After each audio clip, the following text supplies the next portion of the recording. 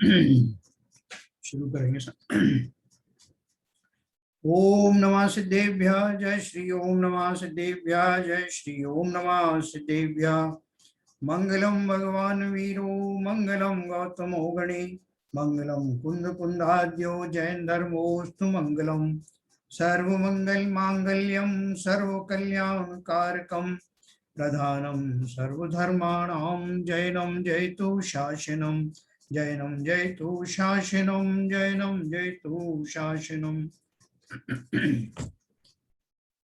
तो विपुल जी को होस्ट बनाया था परसों, तो वो मैं उसको रिक्लेम करना भूल गया। तब तक जब उन्होंने अपनी अपनी तरफ से मीटिंग छोड़ी तो सबकी मीटिंग खत्म हो गई।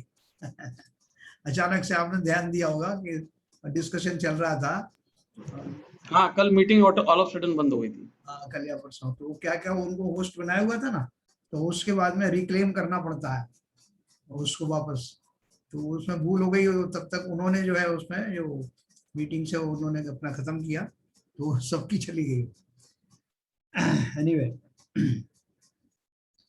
तो अपन बात कर रहे थे, देखो पेज नंबर 150 150 करणान योग परिचय डॉक्टर उज्ज्वला शाह। ये टॉपिक जो है बिल्कुल हमारा जो फिनिशिंग टच चल रहा है, 14 मार्गनाओं के साथ इसकी समाप्ति होगी। तो 14 मार्गनाओं में हमने काय मार्गना पढ़ी थी थोड़ी शार्ट में, केवली भगवंतों तक पढ़ा था। केवली भगवंतों को मनोयोग होता है ऐसा जो कथन आता है, वहां उपचार से मनोयोग बताया है। छद्मस्त जीवों के मनोयोग पूर्वक वचन व्यापार पाया जाता है, इसलिए केवली को भी उपचार से मनोयोग का सद्भाव बताया है। हमने पढ़ा था ना कि उनको दो कारण से, एक तो केवली भगवानों का जो मन है, द्रव्य मन है, वो अभी भी मौजूद है, भले ही उससे कोई काम नहीं लिया जा रहा है, तो फिर भी उपचार से चूंकि मन है इसलिए मनोयोग कह दिया जाता है, पहली बात। दूसरी बात ये कि 12वें गुण स्थान तक जो है मनोयोग पाया जाता है छद्मस्त जब तक जीव रहता है, और वो भी 12वें गुण स्थान से होते हुए आए हैं, तो इसलिए भी उपचार से वो मनोयोग कह दिया जाता है, बाकी उनके होता नहीं। फिर अपन ने काय योग के बारे में एक ये पढ़ा था, ये खाली मैं आप नाम सुन लेना, इनको कभी विस्तार से इनकी चर्चा करेंगे, अभी इसका विस्तार नहीं करेंगे। देखो, काय योग के 7 प्रकार निम्न अनुसार हैं। पहला औदारिक काय योग, दूसरा औदारिक मिश्र काय योग, तीसरा वैक्रियक काय योग, चौथा वैक्रियक मिश्र काय योग, पांचवा आहारक काय योग, छठवां आहारक मिश्र काय योग, सातवां कारमान काय योग। इनमें से उस शरीर की अपर्याप्त अवस्था में उसका मिश्र काय योग होता है। विग्रह दूध का मैं जानबूझ कर लाया। ये बंद करना भाई विपुल जी। विग्रह गति में कारमान काय योग होता है। मनुष्य और त्रियंचों में औदारिक काय योग और औदारिक मिश्र काय योग होता है। देव और नारकी में वैक्रियक काय योग और वैक्रियक मिश्र काय योग होता है। आहारक शरीरधारी मुनि के आहारक और आहारक मिश्र काय योग होता है। इस तरह मन के 4, वचन के 4 और काय के 7 कुल 15 प्रकार के योग हमने देखे। जो शरीर मिलने वाला होता है, जिस शरीर में वो जीव रहता है, उसमें उस तरह के योग, मतलब उनकी अपेक्षा से उनका आलम्बन लेकर के उस जीव की जो प्रवृत्ति होती है उसको वह योग कहा जाता है। औदारिक काय योग कहेंगे उसको जिसका औदारिक शरीर है, तो उसको औदारिक शरीर का निमित्त और एक मिश्र जो है वो पाया जाता है।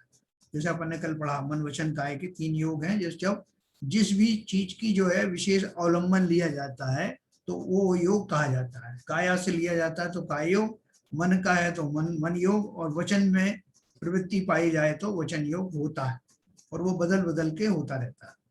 इस तरह मन के 4, वचन के 4 और काय के 7 कुल 15 प्रकार के योग हमने देखे। जी, ये थोड़ा सा इसमें ब्रीफ में बता दें क्या, ये जो उस शरीर की अपर्याप्त अवस्था में उसका मिश्र काय योग रहता है। हाँ। मिश्र काय योग का मतलब थोड़ा सा ब्रीफ दे दें, डिटेल में तो आप कह रहे हैं बाद में बताऊंगा। हाँ, देखो मिश्र काय योग का बहुत कंसेप्ट जो है अभी क्लियर करेंगे बहन जी, उन्होंने जो है उसके बारे में काफी वो किया डिटेल। बहन जी है उधर?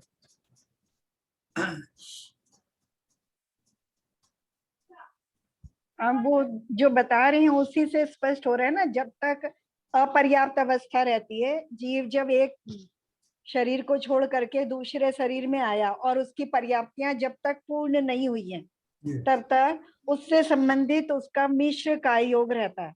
अगर मान लो मनुष्य और पशु हुआ है तो उसका औदारिक मिश्र काय योग है जब तक पर्याप्तियां पूर्ण नहीं हुई है। और अगर नारकी या देव है तो वैक्रियक मिश्र काय योग है।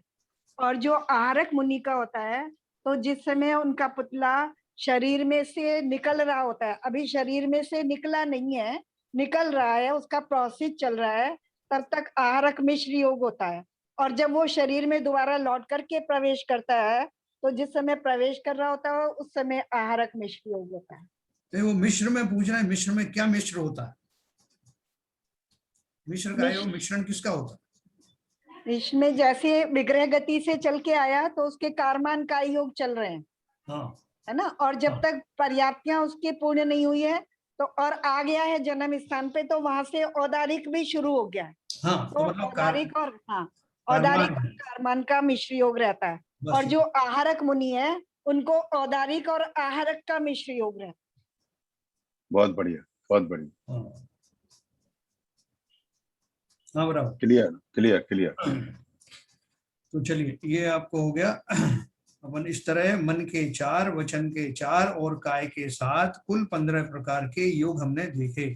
पहले कर्म और नो कर्म का बंध किस प्रकार होता है उसके प्रकरण में हमने योग से प्रकृति बंध और प्रदेश बंध होता है, इस बात को विस्तार से समझा था। आश्रम के जो कारण अपन ने पढ़े थे ना, तो आश्रम में जो प्रकृति बंध और प्रदेश बंध है वो योगों के निमित्त से होते हैं, अपन ने पढ़ा था। और उसमें जो स्थिति बंध और अनुभाग बंध होता है वो जो उसका कषाय से होता है। तो इसमें जो योगों की जो प्रमुखता है, योगों का जो फिजिकल प्रेजेंस है, जिसके कारण से कितने नंबर ऑफ परमाणु आएंगे और कैसे आएंगे, यानी प्रकृति बंध और प्रदेश बंध में मेन जो गवर्निंग फैक्टर होता है वो योग होता है, ठीक है। और अनुभाग और स्थिति बंध में जो गवर्निंग फैक्टर होता है वो कषाय, प्रमाद आदि होते हैं। वो कितने तीव्र है उसी हिसाब से उसका अनुभाग बराबर, अनुभाग होगा और स्थिति होगी। तो इस तरह शॉर्ट में हमने भी योग के बारे में समझा। इसका ये पूरा अपने आप में एक पूरा विषय है, तो कभी मैं आपको बताऊंगा उसके बारे में पूरा विस्तार से।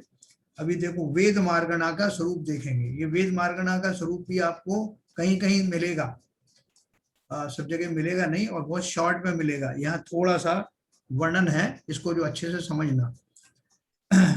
नाम कर्म के उदय से, देखो ये सारी जो घटना किससे हो रही है, नाम कर्म के उदय से पुरुष, स्त्री या नपुंसक रूप शरीर बनता है, उसे द्रव्य वेद कहते हैं।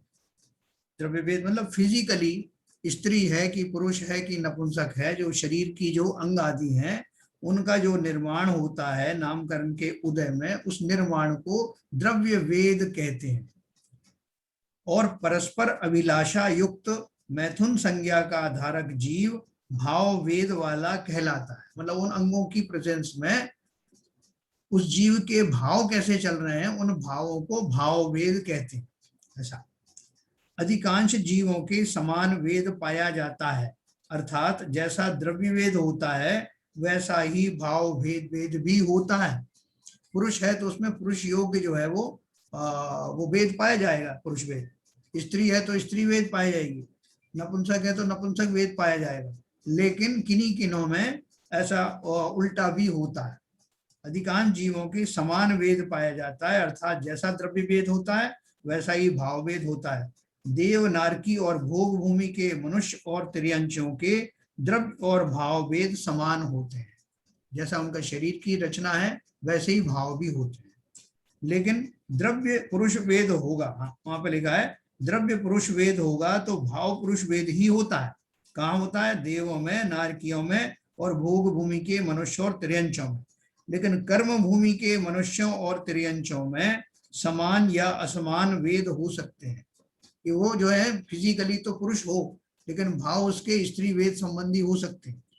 इसी तरह से उल्टा हो सकता है कि वो फिजिकली स्त्री हो और उसके भाव जो है पुरुष वेद वाले हो सकते हैं। तो इसलिए वो असमान कहे जाते हैं। कर्म भूमि के मनुष्यों और त्रियंचों में समान या असमान वेद हो सकते हैं। ये कहाँ पर होते हैं सब? ये कर्मभूमि हमारी है ना, हम कर्मभूमि में हैं। तो नहीं, तो इसमें तो लिखा है ना अधिकांश जीवों के समान वेद पाया जाता है। हाँ, अधिकांश जीवों के कौन से, कर्मभूमि में भी ऐसा ही है, ज्यादातर तो जो है समान वेद मिलता है। अपन कर्मभूमि में है ना। देखो यहाँ पे जहाँ फिक्स है, जहाँ और जिनमें असमान नहीं होते वो तो कौन कौन सी कैटेगरी है, देव, नारकी और भोग भूमि के मनुष्य और त्रियंच के द्रव्य और भाव वेद समान होते हैं, ठीक है ना।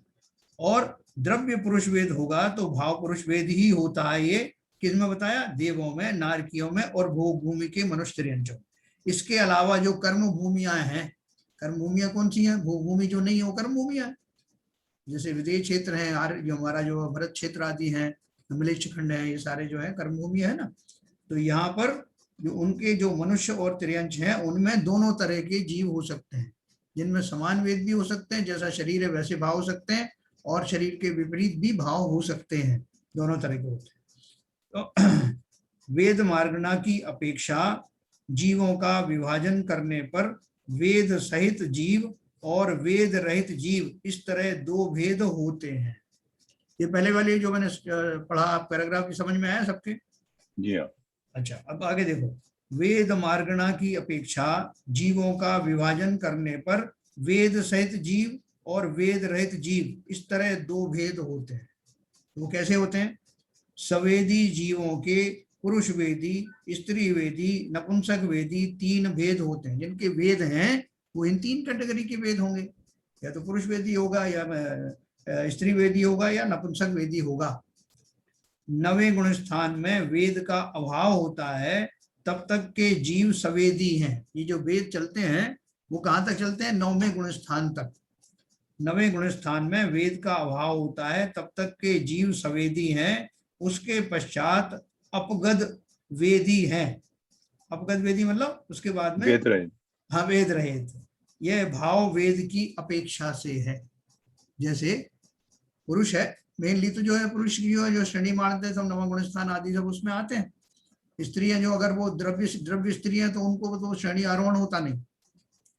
तो जो पुरुष वेद है वो आगे तक जाता है, 9वें गुण स्थान के अंत में वो समाप्त होता है। बाकी के वेद जो नीचे की उसमें गुण स्थानों में चले जाते हैं, अपन जो चर्चा करेंगे आगे। तो यह बोल रहे हैं कि 9वें गुण स्थान में वेद का अभाव हो जाता है। अगर वो पुरुष वेद है, जो पुरुष वेद तो होता ही है, मेनली ज्यादातर जो है वो पुरुष वेद ही होता है, तब तक के जीव सवेदी हैं। उसके पश्चात अपगद वेदी हैं। यह भाव वेद की अपेक्षा है। इसमें देखो एक चीज समझने वाली बात है, ये जो वेद की बात हो रही है भाव वेद की अपेक्षा है। क्यों है? क्योंकि द्रव्य पुरुष वेदी जीव ही छठे या ऊपर के गुण स्थानों में जा सकते हैं। स्त्री द्रव्य स्त्री वेदी जीव 5वें गुण स्थान तक ही जा सकते हैं, ऊपर नहीं जा सकते। जो फिजिकली पुरुष हैं, फिजिकली जो पुरुष हैं, अभी भाव की बात नहीं हो रही, जो द्रव्य पुरुष वेदी जीव हैं वही छठे या ऊपर के गुण स्थानों में जा सकते हैं। पहली बात, जो द्रव्य स्त्री वेदी जीव हैं, जो फिजिकली स्त्री हैं, वो 5वें गुण स्थान से ऊपर नहीं जाती। एक इंद्री से चतुरेंद्री तक सभी जीव, देखो भैया ये बिल्कुल जी जरा बंद करना, आवाज आ रही है, केसर करके कोई आया। एक इंद्री से चतुरेंद्री तक सभी जीव नपुंसक वेदी ही होते हैं, है ना, ये सबको मालूम है। एक इंद्री से लेकर चार इंद्री तक के सभी जीव जो त्रियंच जीव हैं, बड़े बड़े जीव भी हैं, उनमें चतुरेंद्री तक, 4 इंद्री तक के सभी जीव निश्चय से नपुंसक वेदी ही होते हैं। सभी नारकी जीव भी नपुंसक वेदी होते हैं। देवों में और भोग भूमि के मनुष्य और त्रियंचों में स्त्री और पुरुष 2 ही वेद होते हैं। तो देव हैं तो देवांगनाएं होंगी, भोग भूमि के मनुष्य होंगे तो स्त्रियां भी होंगी, तो उनके 2 ही वेद होते हैं और वो समान वेद होते हैं। कर्म भूमि के मनुष्य और त्रियंचों में तीनों ही प्रकार के वेद पाए जाते हैं, ठीक है। 9वें गुण स्थान के 5 भागों में से सवेद भाग तक वेद का सद्भाव रहता है। देखो 9वां गुण स्थान जब आएगा, जब श्रेणी आरोहण के समय में, तो उसका जितना काल है उस काल में जो उसका पहला वाला जो भाग पड़ता है, 5 भागों में से जो सवेद भाग तक का तो वेद का सद्भाव रहता है, और उसके बाद में जो बचते हैं जो भाग उस समय बचता है नवे गुण स्थान में, उसके बाद वो जीव अवेद हो जाता है, वेद उसके चले जाते हैं। नवे के शेष भागों वाले तथा 10वें, 11वें, 12वें, 13वें और 14वें गुण स्थान वाले जीव अपगत वेदी हैं, अर्थात उनके कोई वेद नहीं होते। यहाँ कौन से वेद की बात हो रही है? भाव वेद की बात हो रही है कि वो जीव नवे गुण स्थान के बाद में भले ही वो पुरुष क्यों ना हो, लेकिन उसके पुरुष जाति के कोई भी भाव नहीं होते, इसलिए वो भाव वेदों का अभाव हो जाता है ना। उसका शरीर तो वैसा ही है, लेकिन उसके उस तरह के भाव होने की संभावना नहीं रहती, सामर्थ्य नहीं रहता, ऐसा भाव वेदों की का अभाव हो जाता है। अच्छा जैन साहब, सर मेरा क्वेश्चन है। हाँ बोलिए सर ये जो जैसे स्त्रियों का लिखा है कि 5वें गुण स्थान तक जा सकता है, जी। तो जो अपन जैसे माता जी को 105 बोलते हैं, आचार्य श्री मुनि महाराज जी को 108 बोलते हैं, श्री 108 से ये सब लगाते हैं, ये इसी से मतलब है, संबंधित है? हाँ हाँ, देखो इससे तो वेद से मतलब नहीं है, लेकिन वो पंचम गुण स्थान वर्ती होती है, बात बिल्कुल सही है। और 28 मूल गुणों का, 28 मूल गुणों में से उनके 28 मूल गुण नहीं होते, उनके 28 से कम रहते हैं, क्योंकि उनको उनके वस्त्र धारण होते हैं उनके, और वो जो उनका स्नान वगैरह भी होता है, जैसे थोड़ी वो यंग लेडी होती है तो उनको स्नान वगैरह भी होता है। और एक और है उनका स्नान, और हाँ बैठ के, शायद बैठ के भोजन होता है उनका। हाँ, खड़े खड़े आरनी लेना, खड़े खड़े आरनी लेना। हाँ, तो ऐसे उनके 3 कम हो जाते हैं उसमें 108 में से, तो वैसे भी 105 रह जाते हैं उनके वो जो लक्षण बताए जाते हैं। और 28 मूल गुणों में से भी 3 मूल गुण उनके कम हो जाते हैं, इसलिए वो उनकी अपनी पारियायिक दुर्बलताओं के कारण वो मुनि की तरह से जो है वो नहीं मानी जाती। वैसे तो 5 महाव्रत हैं। एक बात पूछनी थी। हाँ बोले। ये आपने भी बताया कि वेदनीय कर्म जो है 9वें गुण स्थान तक रहता है। वेदनी नहीं है, ये वेद है, वेद वेद वेद, हाँ, स्त्री वेद पुरुष वेद। ये नाम कर्म की प्रकृतियां हैं? नहीं, ये नो कर्म हमें तो पढ़ना पड़ा है, 9 कषाय जो पढ़ी है, 9 कर्म। अच्छा 9 कषाय में स्त्री वेद, पुरुष वेद, नपुंसक वेद 3 आते हैं ना वो। ठीक है ओके समझ। हाँ जैन साहब, हाँ बोलिए। इसमें आपने बताया एक इंद्री से चतुर्दशी तक सभी जीव नपुंसक वेदी होते हैं। जी हाँ। तो मतलब उनकी उत्पत्ति वो गर्भस्थ नहीं होते जीवों? नहीं, गर्भस्थ नहीं होते, नियम से सम्मोचन होते हैं। अच्छा अच्छा, नियम से सम्मोचन होते हैं। 5 इंद्री वाले जो हैं वो गर्भज, अंडज, पोतज हो सकते हैं, होते ही हैं, और उसमें जो पंचेंद्री में सम्मूर्छन भी होते हैं जो कि अपर्याप्त होते हैं। yes. मनुष्य अगर हैं तो अपर्याप्त होंगे, और अगर वो तिर्यंश हैं तो उनमें पर्याप्त भी होते हैं सम्मूर्छन जीवों। पोतक क्या होता है साहब? पोतज, उसमें 3 तरह की कैटेगरी आती है। एक गर्भज आप जानते हैं, अंडज आप जानते हैं, पोतज में ये जो आते हैं, ये जो जिनके जो है झिल्ली वगैरह, शायद सिंह वगैरह के लिए आता है, बिल्ली शेर वगैरह के लिए, मैं ठीक से भी ध्यान नहीं है, जिनके वो झिल्ली वगैरह जो होती है ना वो या उनके नहीं होती, जो पोतज होते हैं उनके नहीं होती, होते गर्भजी हैं वो तीनों। किसी जिनके झिल्ली पाई जाती है, जिनके नहीं पाई जाती, जरायु जैसे बोलते हैं, जो जाली रहती नेट, उसकी अपेक्षा से वो भेद पड़ता है, बाकी होते गर्भज। ठीक है, मैं देख के आपको बताऊंगा। तो कुछ बच्चों का झिल्ली में पैदा होते हैं ना। हाँ, अंदर से झिल्ली से आ गए। हाँ प्रमिला बताओ। गर्भवती होते हैं, और इनका जो जैसे डिस्कनेक्ट जो पंचेंद्रिय का जन्म होता है वो उसके मांस वगैरह लिखता रहता है, वो रहता है पोतज में, वो जन्म से तुम्हारे फोन से कनेक्ट हो रहा है। एक सेकंड, डिस्टर्ब हो गया, डिस्टर्ब हो रहा है। क्या हो रहा है? अरे एक सेकंड, आप लोग डिस्टर्ब मत करिए प्लीज, सुनने दीजिए। आप प्रेमला जी बोले, आप दोबारा बोलिए।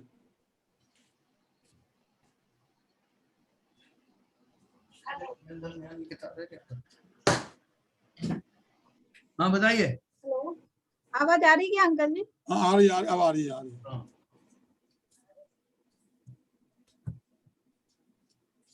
बोलो। हेलो, गर्भज के जो 3 भेद हैं।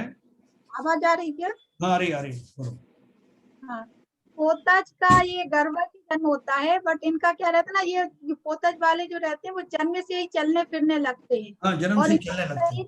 हाँ, और शरीर पर जाल वगैरह जो आता है ना वो सब नहीं रहता है। सब शेर बिल्ली वगैरह जो होते हैं ना जी, वैसे उनके ऊपर शेर वैसा। का हिरण का उदाहरण आया इसमें, शेर का और उधर हिरण। हाँ, मतलब देखिए वो तो जीव देखिए, चाहे आप गाय का बच्चा लो, चाहे आप बकरी का बच्चा लो, चाहे भैंस का लो, वो सब जन्म होते ही वो चलने लगते हैं। हाँ, वो उन्हीं की बात है, मतलब हाँ, वो जो तो, उस कैटेगरी में आते हैं। उनके झिल्ली नहीं होती है, सही बात है। हाँ, बस वही है। तो अच्छा, पोतज कहलाते हैं। हाँ, पोतक पोतक पोतज पोतज पोतज। पोतज हाँ, पोतज पोतज। हाँ, हाँ, ये आपको इसमें भी मिल जाएगा, जैन धर्म जानिए में, मैं पेज कल ढूंढ के आपको बता दूंगा, उसमें सब डिटेल में मिल जाएगा। बाकी होते हैं वो गर्भज ही हैं। और देखो, अंडों के बारे में सवाल उठता है कि अंडज जो जीव होते हैं वो क्या वो गर्भज हैं? वो गर्भ से ही तो होते हैं। हैं? होते तो गर्भ से ही है, बाहर गर्भ से ही अंडे होते में आते हैं। गर्भ से ही होते हैं, वो तो गर्भज ही बिना होते हैं। गर्भ के तो कोई जीव होते ही नहीं, हो ही नहीं सकता। हाँ, ठीक है ना। इवन जो मनुष्यों के होते हैं वो भी जो है वो अंडज ही होते हैं, एक तरह से वो अंडे के फॉर्म में ही हो, शुरू में रहते हो जब तक निषेक नहीं होता। क्यों भाई साहब, ये हाँ। बिना गर्भ के कोई जीव नहीं हो सकता क्या? बिना गर्भ के? हाँ, बताया ना अभी, एक इंद्री से 4 इंद्री तक के जीव नियम से जो है गर्भज नहीं होते, अच्छा। समूर्छित हो, समूर्छित हो जीव। वही तो मैंने पूछा था भाई, वही बताया था उन्होंने, सुना नहीं आप? हाँ, ठीक है सर। तो वो, और जो भी जीव तीर्थंकर बनते हैं या ये सब जो है मोक्ष जाते हैं, वो सब गर्भज होते हैं। शनि पंचेंद्रिय जीव वगैरह जितने हैं वो सब जो मोक्ष मार्ग पे आगे बढ़ते हैं वो सब गर्भज होते हैं। लेकिन सम्मूर्छन त्रियंचों में जरूर वो 5वें गुण स्थान तक वो जा सकते हैं। जैसे वो स्वयंभू रमण का मच्छ का मैंने आपको उदाहरण दिया, वो पर्याप्त भी होता है। लेकिन मनुष्यों में संगी पंचेंद्रीय पर्याप्त जीव जो है वो सम्मूर्छन में नहीं होते। ठीक है सर। तो देखो, अपन ने एक चीज पढ़ी कि 9वें गुण स्थान के 5 भागों में से सवेद भाग तक वेद का सद्भाव रहता है। 9वें के शेष भागों वाले तथा 10वें, 11वें, 12वें, 13वें और 14वें गुण स्थान वाले जीव अपकद वेदी हैं, मतलब उनको वेद नहीं होते, वेद समाप्त हो जाते हैं। ये जो अपन पढ़ेंगे, ये जो नामकरण की प्रकृतियां, तो उनमें आपको ये भी पढ़ने को मिलेगा कि कौन से गुण स्थान में कौन कौन सी प्रकृतियां चली जाती हैं, उनका अभाव हो जाता है ना। मैं आपको बताऊंगा कि जब सम्यक दर्शन जीव को जैसे ही होता है तो उसकी वो 41 प्रकृतियां हैं वो समाप्त हो जाती हैं, सम्यक दर्शन होते ही उसी काल में। वो 41 प्रकृतियां आप पढ़ेंगे तो आपको ताज्जुब होगा कि इतनी भयंकर भयंकर प्रकृतियां, उसका अभाव हो जाता है। तो वो सम्यक दर्शन से जब मिथ्यात्व में आता है, हाँ, तो क्या वो प्रकृतियां फिर वापस आ जाती हैं? क्या बात कही आपने, बिल्कुल आ जाती हैं। अगर वो जो है, क्योंकि औपशमिक सम्यक दर्शन हुआ ना, हाँ, औपशमिक हुआ, उतनी देर के लिए फ्रीज किया हुआ था आपने। अच्छा अच्छा। और अगर वो जो फ्रीजिंग निकल गई, मिथ्यात्व में आ गया, तो वो सब फिर से लाइव हो गई, अलाइव हो गई। ठीक है, तो ऐसा औपशमिक होने का मतलब ये है। हाँ, औपशम का मतलब उतनी देर के लिए आपको व्यवस्था दी गई थी और वो एक अंतर्मुहूर्त तक चलती है। उसका भी नियम है, एक अंतर्मुहूर्त तक रहेगा, फिर मिथ्यात्व में जीव जाएगा या छाया उपशमिक समय दृष्टि हो जाएगा। छाया समय दृष्टि होगा तब तो कुछ उपशम में रहेंगी और कुछ जो है से हो जाएंगी। हाँ, कुछ उपशम में रहेंगी, कुछ जागृत हो जाएंगी। हाँ, ठीक है ना। वो 11 प्रकृतियां कौन सी जागृत होती हैं वो मैं आपको बताऊंगा। हाँ, ऐसा नहीं है सभी जो है कोई भी प्रकृति आ गई तो मालूम पड़ा चलेगा। नहीं, वो तो उसमें से तो फिर छायक बनेगा, तब उसमें से कुछ निजात मिलेगा। समय दृष्टि होगा तब तो पूरा मिल जाएगा, पूरा मिल जाएगा। देखो, अभी मैं यही सोच रहा था, जो अपन पंचलब्धि पढ़ने वाले हैं आगे ग्रंथ, उसमें ये कर्म प्रकृतियों का विस्तार से बहुत दिया हुआ है, और कैसे जीव उन कर्मों को घात करता है। तो उनके जो है ना कुछ विशेष शब्द हैं, जैसे स्थिति कांडक घात, देन आपका जो है, और वो है प्रकृति कांड, 2-3 कांडक बाद, अनुवाद कांडक बाद। तो वो जो मैं सोच रहा था कि ऐसे ऐसे शब्द आएंगे, मैं उस विषय को लूं या ना लूं, कहीं ऐसा ना हो कि लोग बोले बहुत डिफिकल्ट है ये। तो सब कांड समझ लेंगे, आप ले लीजिए। अच्छा, और कांड समझ लेंगे हम लोग। ठीक है सर, ठीक है। कांड समझने में तो माहिर है। सही बात है। ये अपना जो प्रकृति अपन जो जुड़े हुए हैं, जो सुंदर कांड अपना चल रहा है, पांच इंद्रियों वाले जो भोगों से हम मोहित होते रहते हैं, ऐसा वो जो सुंदर कांड तो हम उसके अभ्यस्त हैं, ठीक है ना। तो अभी अपन ने कर्म कांड पढ़ा, तो कर्म कांड से बाकी के सारे कांड अपन समझेंगे। तो देखो, ये अपन ने पढ़ा वेद मार्गणा। अपन क्या पढ़ रहे हैं? 14 मार्गणाएं पढ़ रहे हैं। 14 मार्गणाएं क्यों पढ़ रहे हैं? क्योंकि ये 20 प्ररूपणाओं के अंतर्गत आते हैं। 20 प्ररूपणाएं क्यों पढ़ रहे हैं? क्योंकि यहाँ जीव कहाँ कहाँ किन किन अवस्थाओं में पाए जाते हैं, उनके भेद किस किस तरह से किए जा सकते हैं, इनका विस्तार से वर्णन है। और जितने जितने भेद आप देख रहे हैं जीवों के, उतने उतने भेदों वाली 84 लाख योनियों में मैं स्वयं अनंत बार उत्पन्न हुआ।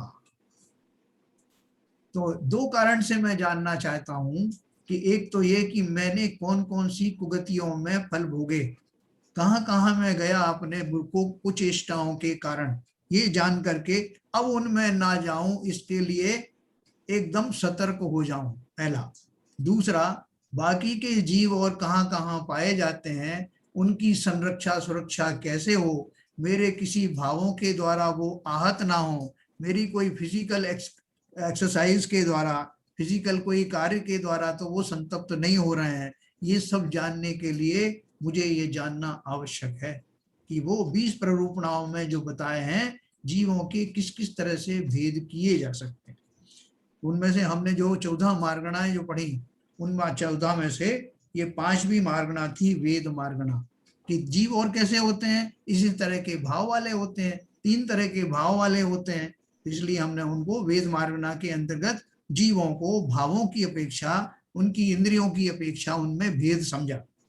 अब अगली जो मार्गणा आ रही है वो है कषाय मार्गणा। कषाय मार्गणा से हम परिचित है ना, लेकिन कषायों की अपेक्षा से जीवों में कैसे भेद किए जाते हैं, ये हम अब जानने वाले हैं।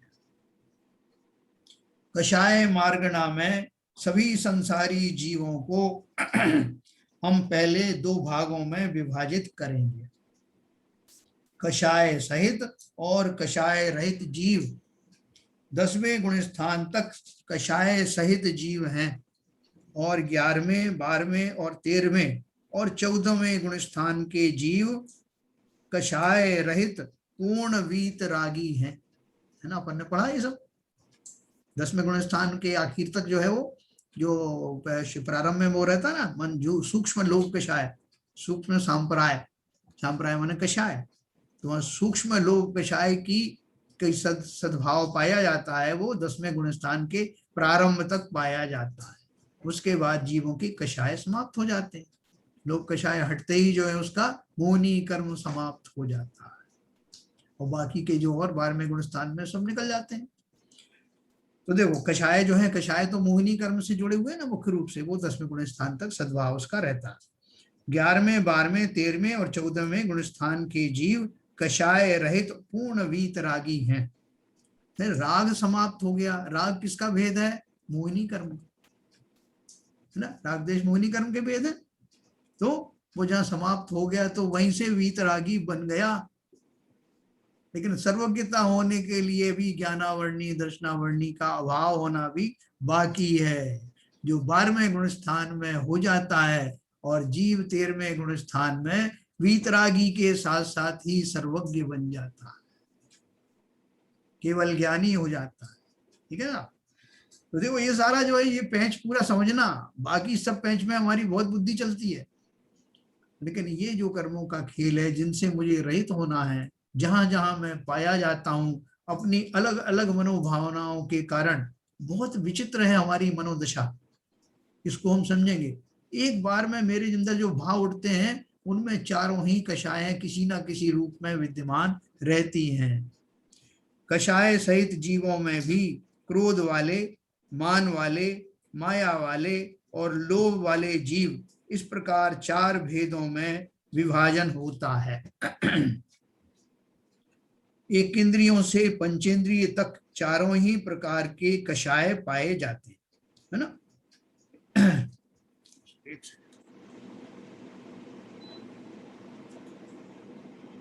एकेंद्रियों से पंचेंद्रिय तक चारों ही प्रकार के कषाय पाए जाते हैं। 9वें गुण स्थान में क्रमशः क्रोध, मान, माया का अभाव होकर लोभ कषाय शेष रहता है। 10वें गुण स्थान में सूक्ष्म लोभ होता है और 10वें के अंत में उसका भी अभाव हो जाता है। सामान्यतः कषाय शब्द का प्रयोग करते हैं, विशेष अपेक्षा उनके 4 प्रकार जाति भेद बताए हैं। वे इस प्रकार हैं: अनंतानुबंधी, अप्रत्यक्षानावर्णी, प्रत्यक्षानावर्णी और संजुलन, है ना। ये 4 जाति के, चारों कषाय 4 जाति के होते हैं। हर एक प्रकार में क्रोध, मान, माया और लोभ पाए जाते हैं। हर एक में मंद और तीव्र भेद भी पाए जाते हैं। अब उनका स्वरूप देखते हैं। अनंतानुबंधी क्रोधादिक तत्वार्थ श्रद्धान रूप सम्यक्त्व का घात करते हैं। अनंतानुबंधी क्रोधादिक तत्वार्थ श्रद्धान रूप सम्यक्त्व का घात करते हैं, क्योंकि अनंत संसार का कारण जो मिथ्यात्व, उसके साथ ये कषाय संबंध प्रस्थापित करते हैं। क्या बोला उन्होंने? इसमें से जो अनंतानुबंधी नाम की जो जाति है, उसकी चारों ही कषाय, क्रोधादिक लिखा है ना, उसकी चारों ही कषाय अनंत संसार का कारण है, क्योंकि वो मिथ्यात्व के साथ में जुड़ी हुई है ना। जब तक मिथ्यात्व होता है तो चरित्र में क्या रहता है? चरित्र में अनंतानुबंधी कषाय रहती है।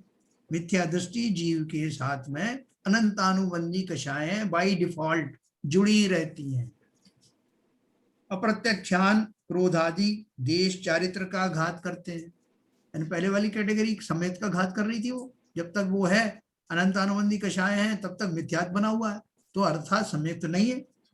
दूसरी वाली जो जाति है अप्रत्यक्षाना वर्णी वाली, उसके कारण से क्या है, जब तक वो रहेगी तब तक जीव विधिवत संकल्प पूर्वक नियम संयम धारण नहीं कर पाता, अणुव्रत आदि धारण नहीं कर पाता, इसलिए वो देश चरित्र का उसमें घात होता है। देश माने आंशिक नियमों का, संयमों का घात होता है। वे अल्प त्याग भी यानी अणुव्रत नहीं होने देते। समय दृष्टि हो गया, लेकिन ये अभी बाकी है। फिर प्रत्यक्षानावर्णी क्रोधादिक महाव्रत रूप सकल चारित्र का घात करते हैं और महाव्रत के परिणाम नहीं होने देते। समय दृष्टि हो गया, अनंत अनुबंधी कषाय चली गई। प्रत्यक्ष व्रत नियम संयम धारण किए, प्रतिमाएं धारण हो गई, पंचम गुण स्थान भर्ती हो गया, लेकिन अभी मुनि नहीं हुआ। मुनि होने के लिए जो आवश्यक है वो प्रत्यक्षानावर्णी कषाय जानी चाहिए, मतलब उस लेवल के भाव आना चाहिए जिस पूर्वक उस जाति के कषायों का अभाव हो जाता है। वो कहीं बाहर से नहीं आ रही चीज। किला साहब वो मेरा जो प्रत्यक्षानावर्णी कषाय है वो कहाँ डाल के आऊं, बताओ कौन सी पेटी में डाल दूं तो मैं मुनि बन जाऊंगा। वो कषाय ऐसी नहीं कि कहीं जो है त्याग करके आने वाला है कि साहब लाओ मुनि पद दे दो मुझे भी।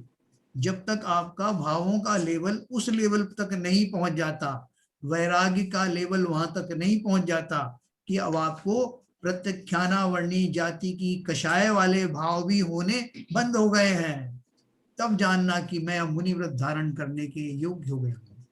ऐसा व्यक्ति ही फिर जाकर के दीक्षा लेने का भाव करता है।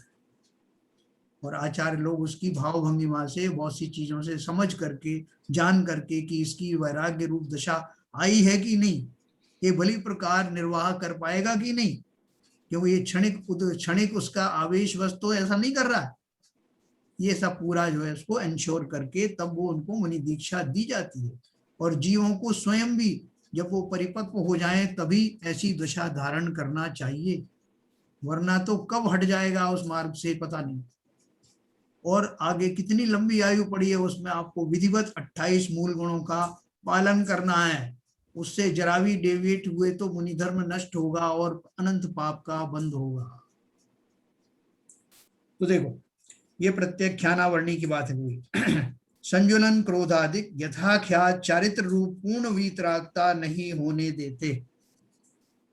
इन सभी कषायों के मंद तीव्रता की अपेक्षा असंख्यात लोक प्रमाण भेद होते हैं। ये इंपॉर्टेंट बात है। देखो पहले क्या बताया उन्होंने,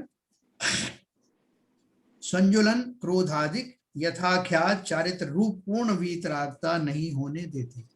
संजुलन जाति की जो कषाय हैं, यद्यपि वो बहुत हल्की कषाय हैं, शास्त्रों में उनका उदाहरण दिया है कि इसे पानी में खींचने वाली लाइन रेखा तुरंत मिट जाती है। इस जाति के कषाय शेष रहते हैं उन मुनियों के। दबाओ एक बार, यहाँ कर लगे, 10 बार करो। विपुल जी संभालो भैया केसर जी को।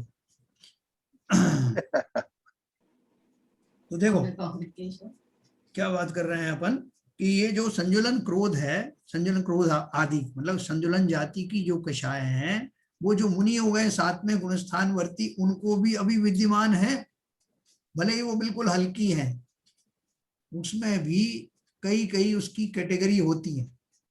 सभी कैटेगरीज में कितने भेद हैं उन्होंने लिखा, देखो क्या लिखा है, वे इन सभी कषायों के मंद तीव्रता की अपेक्षा असंख्यात लोक प्रमाण भेद होते हैं।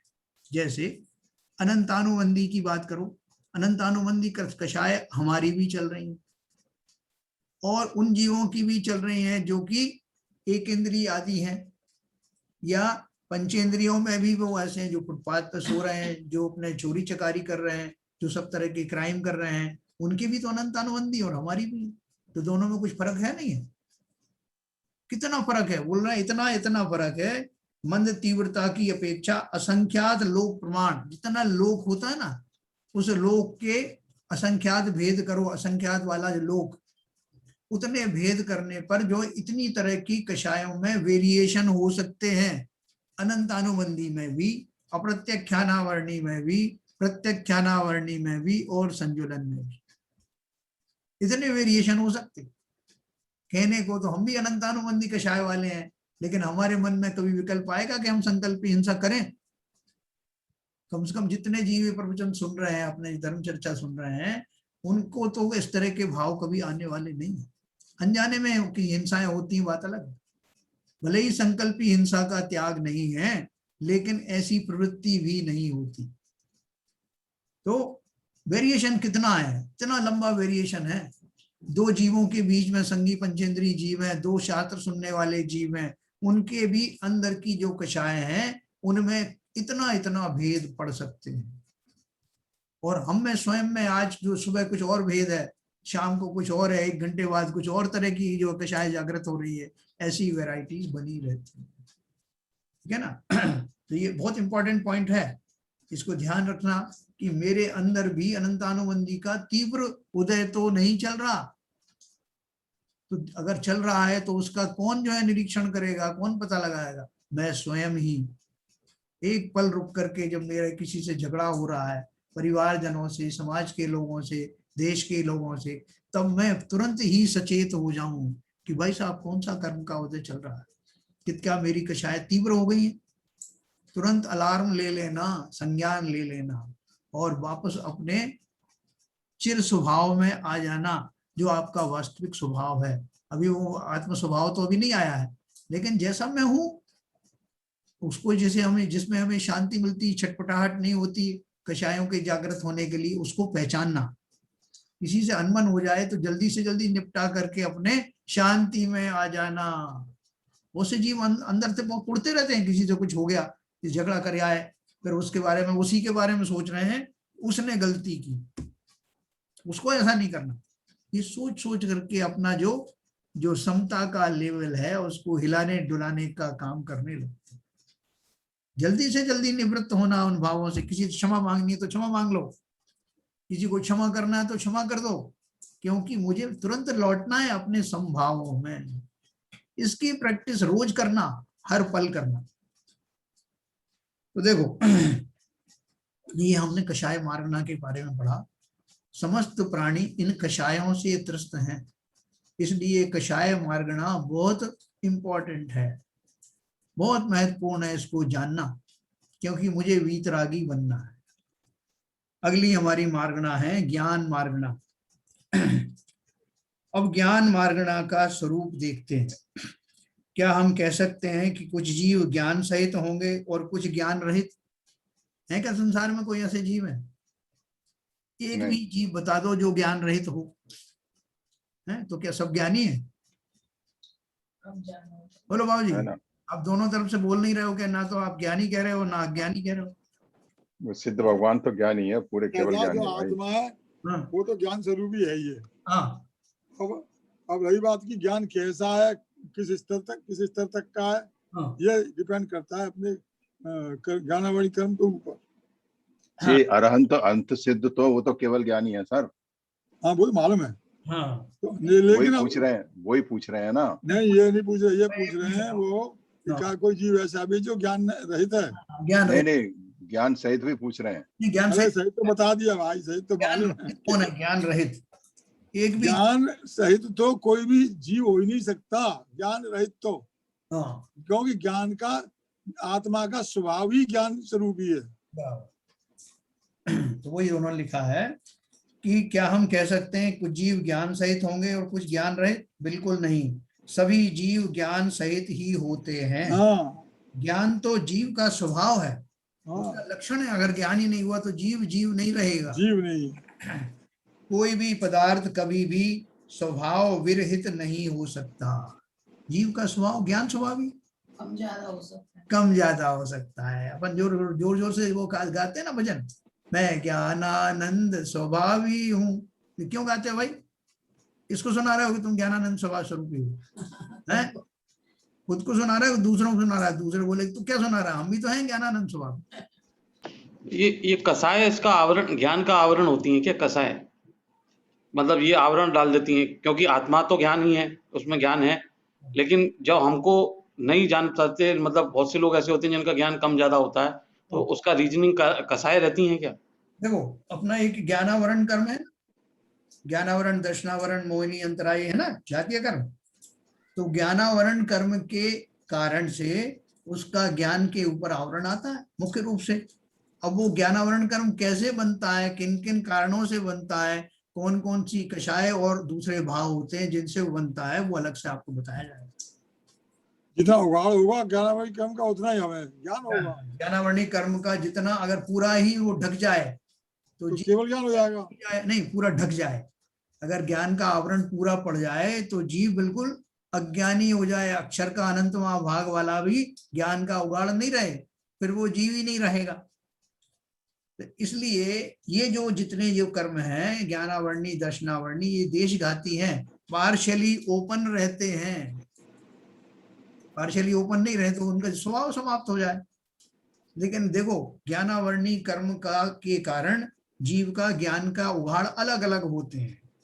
पंचेंद्री सैनी पंचेंद्री और मनुष्य जाति में भी उनके अलग अलग उनके लेवल होते हैं। तो वो ज्ञानावरणी कर्म, हमारा जो है ज्ञानावरणी कर्म का जो है उदय कम है, यानी ज्ञान का सूक्ष्म ज्यादा है जिस कंपैरेटिवली, जिसके कारण हमें जिनेंद्र देव की वाणी समझ में आ रही है। इतने तो पुण्य अपन ने किए, इतना अपन ने जो पुरुषार्थ किया पास्ट में कि मैं न केवल सैनी पंचेंद्री जीव बनूं, उतने लेवल का ज्ञान प्राप्त करूं, बल्कि उससे भी थोड़ा आगे, सामान्य जनों से आगे जिनेंद्र भगवान की वर्णित शब्दों का अर्थ समझ सकूं। अर्थ ही नहीं, भावार्थ समझ सकूं, है ना। अर्थ समझना और भावार्थ समझना फर्क है ना। हमको भाव भाषण भी हो रहा है। तो ज्ञानावरणी कर्म का उघाड़ जैसा मैंने पहले किया था उनकी वजह से बना हुआ है, लेकिन अगर मैंने फिर से वही कार्य किए जो ज्ञानावरणी कर्म के बंध में निमित्त बनते हैं, तो अभी इसी पर्याय में अगले ही क्षण से मेरे ज्ञान चक्षु बंद हो जाएंगे। इसलिए बहुत सतर्क रहना। जो मैंने अचीव किया है वो बड़ी मुश्किल से अचीव किया है। एक क्वेश्चन और ऐसे लगा हुआ, पूछिए। तो जैसे आपने बोला, जैसे मेरे को अभी किसी को ज्ञान भी है, हमको जैसे ज्ञान भी है, जैसे मैं अपनी बात कहूं, हमको ज्ञान भी है, हमको मालूम है कि ये गलत है और ये सही है, लेकिन कभी हम कसायों की वजह से, कभी क्रोध की वजह से, कभी और चीजों की वजह से उसको मानते नहीं है। मतलब हमको जब मतलब मालूम है, लेकिन यदि हमारे प्रति किसी प्रति कसाय है, हमको सच्चाई मालूम है कि सच्चाई ये है, फिर भी उसको हम नहीं मानते हैं, क्योंकि हम उसके प्रति इतनी बहुत क्रोधी हैं, कसाय है, क्रोध है उसके ऊपर। अहंकार भाव, हमारा अहंकार की वजह से हम मानते हैं, अहंकार की वजह से। सही कह रहे हैं आप। भाई देखो यही तो है ना, हमारी जो ईगो है ना, इस बात को मानने के लिए तैयार नहीं होती कि कोई मुझसे कहता है बुद्धू कहीं के, अपन को अपना पूरा अपना ज्ञान एकदम उस समय ध्यान आता है, अरे मैं ये जानता हूँ, मैं मानता हूँ, जब वो समझता हूँ, और ये अपने आप को क्या समझता है, मुझे बुद्धू कह दिया, है ना। तो वो जो हमारा अहम भाव है वो फौरन जागृत हो जाता है। लेकिन अगर ज्ञानी होगा तो वो कहेगा भैया ठीक कहा इसने, मैं उन जिनेंद्र भगवान की अपेक्षा तो बुद्धू ही हूं ना, उतना ज्ञान कहाँ मुझे हुआ, ये व्यक्ति सही कह रहा है, ये मुझे ध्यान दिला रहा है कि भैया अभी तुम्हारी जो बुद्धि है वो पर्याप्त नहीं है। वो उसको उस ढंग से लेते हैं। देखो उन्होंने प्रमाण सागर जी ने एक दिन बताया गधा का अर्थ क्या होता है। गधा, बोले आपको कोई गधा कह दे आपको कितना बुरा लगता है, बोले अपने ही शब्दों में, फिर आप बार बार रिपीट करते हो, देखो उसने मुझे गधा कहा, है ना, बार बार उसने तो एक ही बार कहा, आप कई कई बार जो दिमाग में चिंतन में सोचते रहते हो। लेकिन बोले तो आपने ज्यादा कहा गधा अपने आप को। हाँ, फिर उन्होंने क्या कहा कि गधा का अर्थ क्या है, गधा का अर्थ है गलत धारणा। गलत धारणा गधा बना, तो मेरी धारणा तो गलत है ही ना, इसमें क्या शंका की बात, मिथ्या दृष्टि हूं जब तक मैं गधा ही हूं। तो बोले अगर किसी ने कहा तो उसे याद दिला रहा है कि अपनी धारणाएं ठीक करो। सही बात। पॉजिटिव थिंकिंग वाले लोग कैसे कैसा सोचते हैं, दुखी हो जाते हैं। तो देखो आपने सही कहा शरण जी। देखो ज्ञान मार्गना, मैं आपको एक बार फिर से ये बात कहूंगा, अपन जो 3 पूजन करते हैं ना, सम्यक दर्शन, सम्यक ज्ञान, सम्यक चारित्र, वो ध्यानत राय जी ने छोटी सी पूजन में तीनों का कारण भी बता दिया, स्वरूप भी बता दिया। सम्यक दर्शन क्या है, सम्यक ज्ञान क्या है, और ज्ञान का सम्यक ना होना किन कारणों से होता है, इसके शास्त्र भरे पड़े। ज्ञानावरणी कर्म का आश्रय किस वजह से होता है, शास्त्रों को का रुचि पूर्वक श्रवण नहीं करना, उनको ठीक तरह से विनय पूर्वक नहीं रखना, दूसरे पढ़ रहे हैं तो उन्हें नहीं पढ़ने देना, उनको जो उनमें मीन मेघ निकाला, विद्वान लोगों की जो अवज्ञा करना, उनमें दोषारोपण करना, बहुत सारी चीजें हैं। ज्ञान के जो साधन हैं उनका उनकी अवज्ञा करना, किसी को दान ज्ञान नहीं देना, और अपने ज्ञान की वो बखान करना, अब दूसरों की निंदा करना, अपनी जो है प्रशंसा करना, है ना, परोक्ष में भी ऐसा ध्यान रखना कि लोग मेरी प्रशंसा करें। हालांकि ये जो प्रशंसा पाने की जो प्रवृत्ति है बहुत आगे तक जाती है, लेकिन बहुत से ज्ञानी ऐसे हैं जिन्होंने अपनी थोड़ी सी उम्र में, थोड़ी सी वय में इस लोभ से निजात पाली। काय की प्रशंसा, किसकी प्रशंसा, इस देह की प्रशंसा। अगर आत्मा की प्रशंसा करता हूं तो आत्मा तो प्रशंसनीय है ही, उसकी किससे करवाऊं प्रशंसा। ऐसे भाव धारण करने वाला जीव इस ज्ञानावरणी कर्म से उभर कर निकल आता है और एक दिन केवल ज्ञान प्राप्त करता है। तो देखो इसमें अपन थोड़ा सा शॉर्ट में दिया है, ये समाप्त करते हैं। अब ज्ञान मार्गणा का स्वरूप देखते हैं। सभी जीव ज्ञान सहित ही होते हैं। ज्ञान तो जीव का स्वभाव है, कोई भी पदार्थ कभी भी स्वभाव विरहित नहीं हो सकता। ज्ञान की प्रकट पर्याय कौन सी है, उसकी अपेक्षा से ज्ञान मार्गणा का विभाजन होगा। देखो पर्याय मतलब ज्ञान की पर्याय कौन सी है, मति, श्रुत, अवधि, मने, पर्याय और केवल 5 सम्यक ज्ञान हैं, और कुमति, कुश्रुत और विभंग 3 मिथ्या ज्ञान हैं। विभंग ज्ञान कौन सा, तो किसको होता बाबूजी, नारकियों को। कुमति, कुश्रुत और विभंग 3 मिथ्या ज्ञान है। मति, श्रुत, अवधि, मने, पर्याय छायोपशमिक ज्ञान है, केवल ज्ञान छायिक ज्ञान है। जितना जितना ज्ञान प्रकट होता है तो वो प्रकट ज्ञान मति ज्ञान, श्रुत ज्ञान और अवधि ज्ञान, मने, पर्याय ज्ञान, इन 4 ज्ञानों में के रूप में आता है, जिसको छायोपशमिक ज्ञान कहते हैं। छायोपशमिक क्यों कहते हैं, क्योंकि उसमें पार्शियली जो है कुछ उपशम पड़ा हुआ है और कुछ क्षय हुआ है, पूर्ण रूप से वार नहीं हुआ है। पूर्ण रूप से ज्ञान कम होता है, जो केवल ज्ञान होता है, आत्मिक ज्ञान होता है, तब किसी उपकरणों की भी आवश्यकता नहीं पड़ती।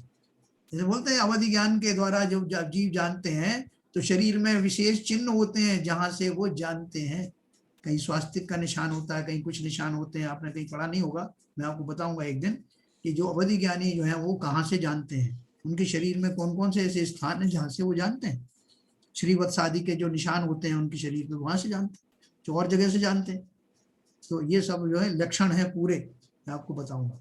मैं इसलिए बोल रहा हूँ कि इन सब के लिए फिर भी कुछ कुछ उपकरणों की जरूरत है।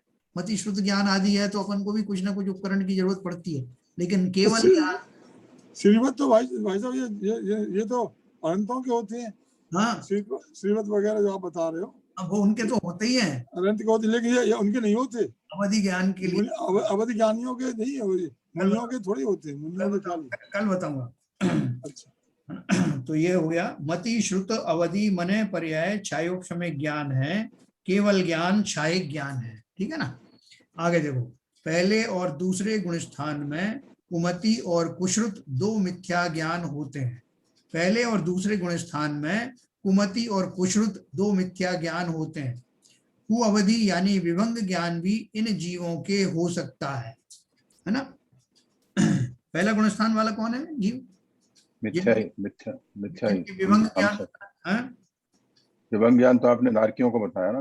नारकियों को देखो, इन दो गुण स्थानों के देव और नारकी जीवों को भव प्रत्यय कु अवधि ज्ञान होता है। पहला गुण स्थान, दूसरा सासादन नाम का गुण स्थान था ना, जो सम्यक दर्शन से गिरता है, जब दूसरा गुण स्थान आता है। तो इन दो गुण स्थानों के देव, ये देवों को होता है और नारकियों को होता है।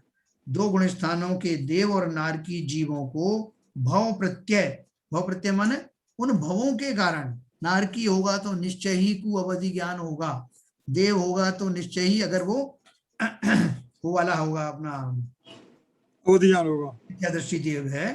पहला मिथ्या दृष्टि है ना, पहला गुण स्थान वाला मिथ्या दृष्टि है। मिथ्या दृष्टि को तो मति और शुद्ध ज्ञान होते केवल है, कुमति ना, नहीं कुमत, वो भाई साहब आप जो बता रहे थे अभी, विभंग ज्ञान तो नारकियों को होता है। कुमति और कुश्रुति ये भी नारकियों का ही होता है। और मति और श्रुति ज्ञान जो है मिथ्या दृष्टि के जीवों को भी होता है। नहीं, मैं क्या बता रहा हूँ, देखो, पहले और दूसरे गुण स्थान में कुमति और कुश्रुत दो मिथ्या ज्ञान होते हैं निश्चय से। तो वो कैसे बता रहे हैं? ये दो ज्ञान तो सबको मिथ्या ज्ञान होते ही है ना। पहला और दूसरे गुण स्थान में कुमति और कुश्रुत दो मिथ्या, जिनके ये दो गुण स्थान हैं उनको कुमति और कुश्रुत मिथ्या ज्ञान होंगे, तो पता है। अब कु अवधि किसको होता है? कु अवधि यानी विभंग ज्ञान भी इन जीवों के हो सकता है। कैसे हो सकता है? इन दो गुण स्थानों के देव और नारकी जीवों को भव प्रत्यय कु अवधि ज्ञान होता है। जो देव है और नारकी है, देवों का तो कु अवधि अपने को फेमस है, सबको पता है, नारकियों का। लेकिन देवों का, देव भी अगर वो पहला मिथ्यात्म गुण स्थान वाला जीव है तो उसको भी जो अवधि ज्ञान तो इसलिए होगा क्योंकि वो देव है, लेकिन चूंकि वो मिथ्या दृष्टि देव है इसलिए उसका अवधि ज्ञान कु अवधि ज्ञान माना जाता है। कु अवधि भाई साहब किसे कहते हैं? कु अवधि, इसका क्या मतलब है? कु अवधि का अर्थ है, मैंने एक बार बताया था आपको, कि वो जो है उसको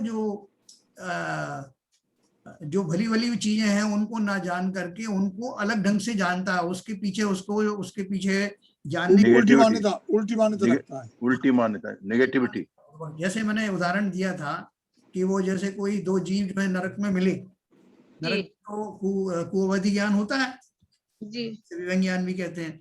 तो वो दो जीव मिले, उनमें एक पहले कभी माँ थी और एक बेटा था, लेकिन दोनों अलग अलग पर्यायों में घूमते हुए आए और वहां इतना ज्यादा तीव्र कषाय था कि वहां इकट्ठे हुए। एक एग्जाम्पल शास्त्रों में आता है। तो वहां माँ ने जो है, माँ का जो जीव था उसने पिछले जन्म में जब ये इसका बेटा था उसकी आंखों में काजल लगाया था। तो बेटा जो कहता है, बेटे का जीव कहता है कि तूने फला फला भाव में मेरी आंखें फोड़ने की बहुत कोशिश की, उल्टा ज्ञान। तो उसको उल्टा ज्ञान कहते हैं। उसे ज्ञान तो हुआ कि ये इसने ऐसा किया था, लेकिन उसका जो पीछे जो लॉजिक वो लगाता है वो उल्टे लगाता। नेगेटिव सोचना है, नेगेटिविटी, नेगेटिव सोचना, तभी तो उनकी मारकाट चलती है, नेगेटिविटी है। भाई साहब आपने ऐसा, मुझे याद ऐसा कुछ ऐसा याद पड़ रहा है, हो सकता है मेरा भ्रम हो, कि ये बताया कि देवों में तो कुवत ज्ञान होता ही नहीं है, बताया था किसी समय। देवों के में कुवत ज्ञान का नहीं होता, वो तो चाहे मिथ्या दृष्टि हो चाहे जो मिथ्या दृष्टि तो वहां तक जाते हो, ऊपर तक जाते हैं। देखो बाबू जी, ऐसा कुवत ज्ञान के बारे में ऐसा कुछ ऐसा हो रहा है, डाउट सा हो रहा है नो डाउट मत करो, मैं आपको बताता हूँ। जब अपन बोलते हैं मति श्रुत अवधि मने पर्याय, जब ये ज्ञान बोलते हैं तो ये इसमें वो सम्यक ज्ञान लिखा है, देखो आगे लिखा है मति श्रुत अवधि मने पर्याय और केवल 5 सम्यक ज्ञान हैं। जब अपन मति खाली कहें, श्रुत कहें, तो उसका मतलब सुमति समझना। जब मैं मति ज्ञान बोलूं तो सुमति समझना, जब मैं श्रुत ज्ञान बोलूं तो सश्रुत समझना, जब मैं अवधि ज्ञान बोलूं तो सुअवधि समझना, और मने पर्याय बोलूं तो सुमने पर्याय ही होता है, वो तो एक ही तरह का होता है। लेकिन ये जो 3 हैं, अगर मैं इसमें सु ना लगाऊं, खाली इनको बिना सु के प्रयोग करूं, तब भी वो सु में ही आते हैं, और वो उसमें ना आने वालों को कु लगाया जाता है। हाँ। अब ये बताओ कि हमको जो मति श्रुत ज्ञान है वो सुमति है या कुमति है? सुमति है सब। हमें तो अवधि ज्ञान है ही नहीं।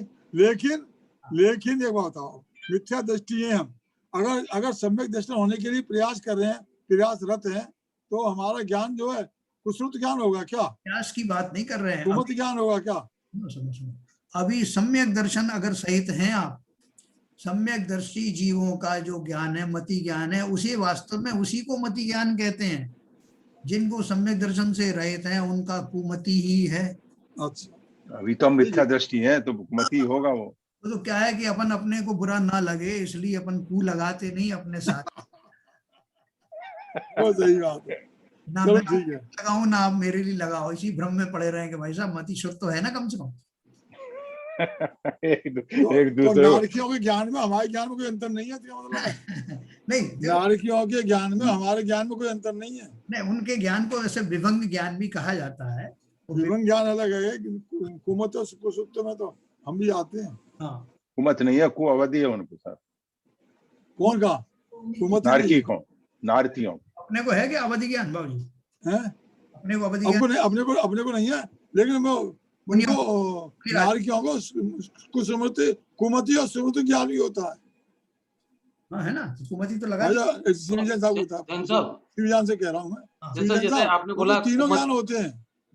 एक मिनट शैलेंद्र जी, हाँ बाबूजी का पूरा हो जाने दीजिए। मैं कह रहा हूँ नारकियों के तीनों ज्ञान होते हैं, कुश्रुति, कुमति, कुश्रुति और कुअवधि। और हम लोगों के जो है कुमति और कुश्रुति है, और सम्यक दृष्टियों के कुछ नहीं, कु में लगाई नहीं है, सीधा बोल दो बस। तो इसलिए राज को राज ही रहने दो। मेरा क्वेश्चन भी जैन साहब से, भाऊजी से मिला हुआ ही है कि जैसे अभी हमारे को कोई भी मति ज्ञान है, या तो वो राग की वजह से है या द्वेष की वजह से है। क्योंकि यदि हमको कोई अच्छी बात ध्यान है तो हमको कोई राग की वजह से है कि हमारे वो बेटा, वो माता पिता और उसकी है, या फिर कोई द्वेष की वजह से याद है, तो इसलिए इसको कुमति ज्ञान कहेंगे। आप ठीक बात कर रहे हैं बिल्कुल। देखो हम जो है बातों को उसी रेफरेंस में ले नहीं पाते। कोई व्यक्ति किस ढंग से कोई बात कह रहा है, हम अपनी पूर्व मान्यताओं के आधार पर और अपने मिथ्या ज्ञान के, मिथ्या दर्शन के कारण उन बातों का कैसा अर्थ लेंगे ये कहा नहीं जा सकता। वैसा ही लेंगे जैसा उसने कहा है, नहीं जरूरी नहीं। तो इस अपेक्षा से भी हमारा कुमति कुश्रुत ज्ञान ही है। वो संस्कार ही ऐसे हैं साहब। हाँ, हमारी दिशाएं ऐसी है, हमारे थिंकिंग ऐसी है, हमारा बेस ऐसा है, हमारी श्रद्धाएं ऐसी हैं, हम उनको उल्टा लेते हैं। इवन जो सच्चे देवशास्त्र गुरु भी मिलते हैं तो ऐसे कितने लोग हैं जो कि उसको सही रेफरेंस में लेते हैं। अपन रोज यहाँ पर जो करते हैं, स्वाध्याय करते हैं, उसमें भी जितने जीव हैं सब अपनी अपनी बुद्धि से सोचते हैं। उसका लेवल सबका अलग अलग है। जैसे अपन ने पढ़ा कि इसमें असंख्यात लोक प्रमाण भेद कषायों के भी होते हैं और विचारों के भी होते हैं, भावों के भी होते हैं, क्योंकि कषाय उन भाव पूर्वक ही तो होते हैं। ठीक है सर, तो ये थोड़ा सब्जेक्ट जो है अच्छा है। और बहुत सर ये नारकीय जो सम्यक दृष्टि जीव है, उनको तो विभंग ज्ञान नहीं होता होगा। उनको क्यों होगा? हाँ, वही मैं कह रहा हूँ, उनको क्यों? श्रद्धा सही होगी। नारकीय जो सम्यक दृष्टि जीव है उनको तो मति और श्रुति और अवधि ये सब होंगे। ढूंढ के लाए बाबूजी बीच में। तो चलिए कल अपन जो है इसको पूरा करेंगे। थोड़ा सा रह गया है ज्ञान मार्गना का और संयम मार्गना, 8वीं संयम मार्गना कल अपन पढ़ेंगे, समापन करेंगे। तो कुछ हम लोग थोड़ा थोड़ा आगे तो बढ़ ही रहे, सबके समझ में आ रहा बिल्कुल होगा। बिल्कुल बिल्कुल बिल्कुल। चलिए, वो है क्या हमारे भाई साहब एक बात और कहनी थी मुझे, बोले। माफ कीजिएगा। ये हमारा जो ग्रुप है, ये धर्म ग्रंथ चर्चा, जी, इसमें आपने भी एक पोस्ट डाली है कि कोई भी आदमी कुछ भी पोस्ट कर देता है। हाँ, तो मैं चाहता हूँ, मैं चाहता हूँ कि जो इसके वो हैं, क्या कहलाते हैं, एडमिन, हाँ, वो कृपया उन जो उसके मेंबर हैं उनको रिव्यू कर लें। रिव्यू करने के बाद में और उस पर जो है थोड़ा एक्टिव लें, इसके बारे में सर, उपयोग हो सके। बाबूजी मुझे भी एक प्रश्न था। वो जो आज मैसेज पे इतना हुआ है, उसमें गलत क्या है सर? ये मुझे क्लैरिफिकेशन थोड़ा सा आप सभी से चाहिए। क्या उस मैसेज को मैंने जो पढ़ा है, उसमें लिखा है कि दूसरे जीवों को खुश करना तो उसमें गलत क्या है? थोड़ा सा मार्गदर्शन करें। नहीं, मेरा मतलब कहने का, पुण्य पाप की परिभाषा जो जैन ग्रंथ के अनुसार है, आगम के अनुसार, उसके हिसाब से चलो ना। आप किसी को खुश करने में, किसी को दुख करने में पुण्य पाप का विवेचन कर रहे हो, वो सर्वथा अनुचित है।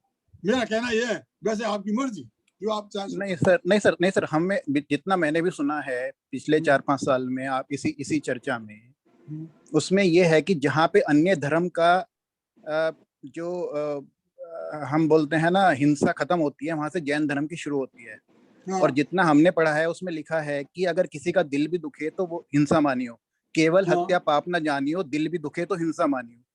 अगर उस मैसेज को देखा जाए तो उसमें सिर्फ यही मैसेज है। उसमें उस एक छोटी सी बात को क्या इतना बड़ा बनाना, जब हमारा ग्रुप इतना बढ़ रहा है। मतलब है इसको, ऐसे मैसेज को सीधे वहां ना डाल करके। लेकिन सर सबका हम सबका ज्ञान उतना उघाड़ नहीं है ना बाबूजी। आपका बात तो सही है, आपका जितना है, हम सबका ज्ञान उतना उघाड़ नहीं है। हम क्षमा मांगते हैं। ग्रंथ चर्चा में आप अपनी शंकाएं भेजिए, आप अपनी जो आपको नहीं सर, वो मैं आपसे क्षमा मांगता हूँ, लेकिन मैं सिर्फ क्षमा मांगता हूँ। मेरे को सिर्फ इतना क्लैरिफिकेशन चाहिए कि उस मैसेज में गलत क्या है।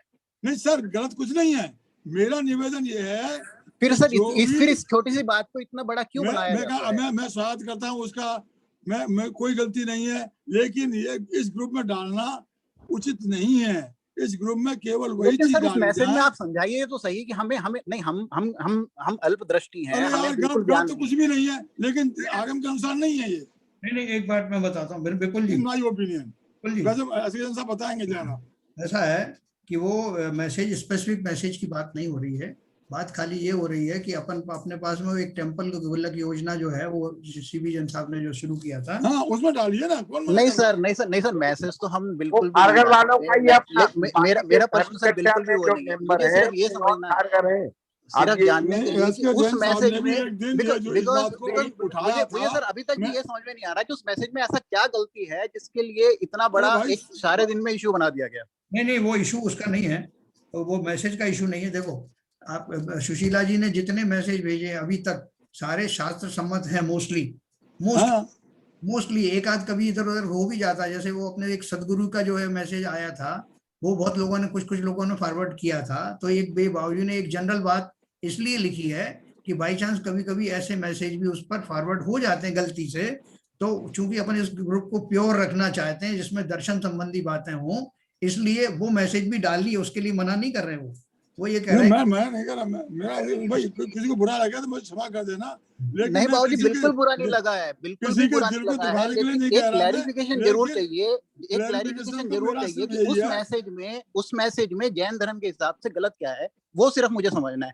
मुझे जैन साहब बाबूजी, 1 मिनट मैं कहना चाहूंगा इसमें कुछ बात। ये बहुत लंबा इशू खिंच रहा है। पहली बात तो ये है कि वो जो मैसेज डाला है, मैंने तो देखा नहीं है, जैसा मुझे समझ में अभी तक नहीं देख पाया हूँ अनफॉर्चुनेटली। जहां तक मुझे समझ में आया, जो भी मैसेज डाला है उसके ऊपर जो भी प्रतिक्रिया हुई है, वो उचित है उचित नहीं है, वो तो एक तरफ की बात है। ये जो ग्रुप है जैन ग्रंथ चर्चा का, सबसे पहले हमें ये सोचना है कि उसका मूल सिद्धांत क्या है उस ग्रुप को बनाने।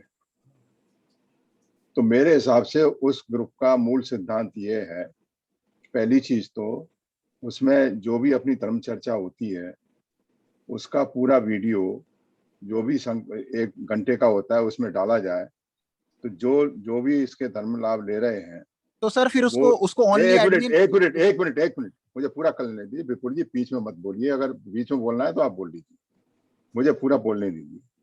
पहली चीज तो ये है कि अगर वो नहीं सुना है, नहीं देखा है, या दोबारा से रिवाइज करना चाहता है वो देख ले। दूसरा, अगर उस धर्म चर्चा के बारे में कोई भी शंका है, प्रश्न है, उसमें डाले और उसको पूछे। इसके अलावा इस ग्रुप में कोई भी किसी तरह का मैसेज, ज्ञान का प्रचार करना, डालना, वो उसका उद्देश्य नहीं है। मगर वो डालना, मैं ये नहीं कह रहा हूँ कोई गलत है। कोई भी मैसेज डाला गया है जो धर्म संगत है, तर्क संगत है, उसमें कोई बुराई नहीं है, कोई बुरा नहीं है। मगर ये ग्रुप की जो प्रिंसिपल है, जो सार्थकता है, वो जहां तक मैं समझता हूँ वो है। बाकी लोग भी इतने मैसेज आते हैं कि ये जो वीडियो डाला जाता है वो पीछे छुप जाता है, उसको ढूंढना पड़ता है। तो हमारा जो मुख्य उद्देश्य है, मेरा तो बाकी सब लोग डिसाइड करें, मेरा प्रपोजल तो ये है कि उस ग्रुप को हम केवल इस धर्म चर्चा से संबंधित प्रश्न और उसके निराकरण और वीडियो को डालने तक ही सीमित रखें। बाकी जो भी डालना है आप बोल लीजिए, अभी मुझे कंप्लीट कर लीजिए, मैं अभी छोड़ देता हूँ। बिल्कुल देखिए, और इसके अलावा उसमें सभी को ये निर्देश दे दिया जाए कि कोई मैसेज नहीं डालेगा कहीं से, चाहे किसी का कविता का संकलन हो, चाहे किसी का म्यूजिक का संकलन हो, वो इस ग्रुप में न डाले। मेरा अपना विचार ये है, बाकी आप लोग डिसाइड करें। बिल्कुल सही बात है। हमारा कोई प्रेस्टीज थोड़ी है, न कोई ईगो है, जो चाहे सो डालो, हमें क्या परेशानी। हमने तो ये एसकेएन साहब ने उस दिन व्यू रखा था, उसी के आधार पे मेरा ये पॉइंट है। बाकी अगर किसी बुरा लगा हो तो मैं हाथ जोड़ के माफी चाहता हूँ, क्षमा चाहता हूँ। कुछ लोगों ने बड़े अच्छे जो उस टाइम में डाले थे, जैसे उन्होंने 3 लोग की रचना मैंने बात करी तो किसी ने पूरा मैप डाल दिया, ये बहुत अच्छा है। इस तरह का जो चल रहा है अपना, उससे रिलेटेड कोई सर ये डिसाइड करना बहुत मुश्किल है ना। अब मान लिया हर आदमी तो इतना ज्ञानी है नहीं, वो तो दूसरा ग्रुप है ना अपने पास, तो दूसरा ग्रुप है ना। नहीं सर, मेरा एक प्रश्न है सर यहाँ पे। जैसे आपने बोला कि 3 लोग की रचना डालना ये सही है और दूसरे टाइप का डालना जो आज डाला वो गलत है। इस बात का डिसाइड कौन करेगा? बिकॉज हर आदमी के ज्ञान का लेवल अलग अलग है।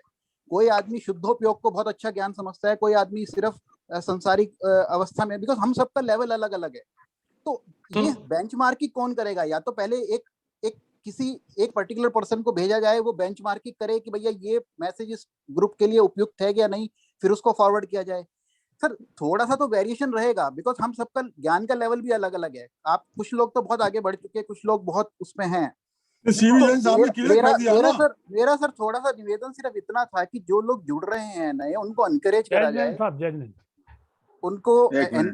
जाए, और उनको जो है ना छोटी छोटी बातों पे अगर हम इतना क्रोध करते हैं तो थोड़ा सा जो है ना, क्रोध नहीं है यार, तुम इसका व्यू गलत क्यों ले रहे हो? उल्टा इसमें क्यों कमेंट कर रहे हो? क्रोध की बात नहीं है ये। नहीं तुम ऐसी बात क्यों? बाबूजी आप अभी भी क्रोध कर रहे हैं। बाबूजी आप अभी भी क्रोध कर रहे हैं। हाथ जोड़ के मैं आपके पैर छू के निवेदन करता हूँ कि आप अदरवाइज मत बोलिए, ग्रुप तक सीमित रहने दीजिए, क्रोध वगैरह की बातें मत करिए। यहाँ एक सजेशन दिया है, हाथ जोड़ के निवेदन किया है, यदि उसमें भी गलती हो गई है तो मैं हाथ जोड़ के आपसे भी माफी मांगता हूँ और उनसे भी माफी मांगता हूँ जिन्होंने जिनकी देखिए बाबूजी इस मैटर को आगे ना बढ़ाया जाए। इसी में हमारी मतलब एक मिनट बाबूजी, इस बात को आगे ना बढ़ाया जाए। इसी में हमारी इस स्वाध्याय की सार्थकता होगी। और एसके जैन साहब, आप प्रवचन देते हैं, आपने ये ग्रुप बनाया है, आप सोच के इसमें गाइडलाइन आप बताइए, सुनिए, आप इसमें गाइडलाइन बना दीजिए। मैं रिपीट कर रहा हूँ, जितने भी मैसेज डाले हैं, जिस तरह के मैसेज हैं, लौकिक हैं, सामाजिक हैं, धार्मिक हैं, उस पर कोई ऑब्जेक्शन नहीं है, कोई गलत नहीं है, मैं कुछ नहीं कह रहा हूँ। मगर इस ग्रुप में मैसेज डालना वहीं तक सीमित रखा जाए कि इस धर्म चर्चा से संबंधित प्रश्न और उत्तर ही उसमें जाएं, इसके अलावा कोई मैसेज नहीं डालें। अगर ये डिसिप्लिन हम मेंटेन करेंगे तो ये कंट्रोवर्सी पैदा ही नहीं होगी, गुस्से की बात ही नहीं आएगी। मेरा कहना ये है, मैं बिल्कुल क्वालिफाई कर रहा हूं, मैं फिर से हाथ जोड़ के विनती कर रहा हूं, आज का मैसेज मैंने देखा नहीं है, ऐसे कोई भी मैसेज मैं कह रहा हूं गलत नहीं है, धर्म असंगत नहीं है, सब बात ठीक है, मगर वो ग्रुप के लिए आप जो गुल्लक योजना है या अपना अपना जो दिगंबर जैन समाज का जो जेंट्स ग्रुप है उसमें डालिए, कोई दिक्कत नहीं है। मेरा कहना इतना है बस। इसमें किसी को कम ज्ञान है, किसी को ज्यादा ज्ञान है, कोई श्रुत ज्ञानी है, कोई सम्यक ज्ञानी है, इसका प्रश्न नहीं है। एक डिसिप्लिन हमको मेंटेन करना है, जिस तरह से हम ये धर्म चर्चा में मेंटेन करते हैं वही उसका दूसरा एक ग्रुप है व्हाट्सएप के रूप में, उसको वहीं तक उसका रेस्पेक्ट करके उसको सीमित रखें।